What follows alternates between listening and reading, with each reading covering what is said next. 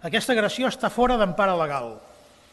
S'ha perpetrat vulnerant l'estat de dret i totes les garanties constitucionals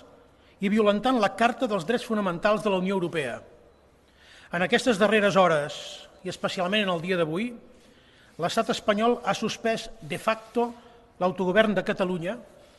i ha aplicat de facto un estat d'excepció. Les llibertats estan essent suspeses i reprimides. Els alcaldes són citats a declarar a les fiscalies sense haver comès cap delicte i només com a mesura d'intimidació, tal com reconeix el mateix fiscal general de l'Estat, que confon la seva autoritat amb la barra lliure. La barra lliure per passar-se per l'esquena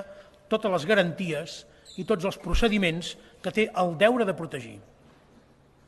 Les irrupcions policials en diverses seus del Govern de Catalunya, les detencions d'alts càrrecs i tècnics del Govern, els escorcolls indiscriminats, fins i tot en domicilis particulars, la intimidació a mitjans de comunicació, una actuació de la Fiscalia al marge del control judicial, l'intent de bloqueig sense ordre judicial dels comptes de la Generalitat, la violació del secret de les comunicacions postals, el tancament i bloqueig de pàgines web i l'amenaça al conjunt de la ciutadania que desitja expressar-se i decidir el seu futur, tot això genera una situació inacceptable en democràcia i és pròpia d'un govern que pretén resoldre per la via de la suspensió de l'estat de dret i del setge a la democràcia i les llibertats el que és la demanda de la immensa majoria del poble de Catalunya. En aquesta situació, el Govern de Catalunya vol adreçar-se als ciutadans a través d'un missatge clar.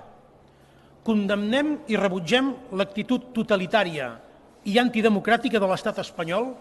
i d'un govern que ha ensenyat el rostre intolerant que ha tingut al llarg de la història bona part de la política espanyola. Donem tot el suport i empara política, jurídica i personal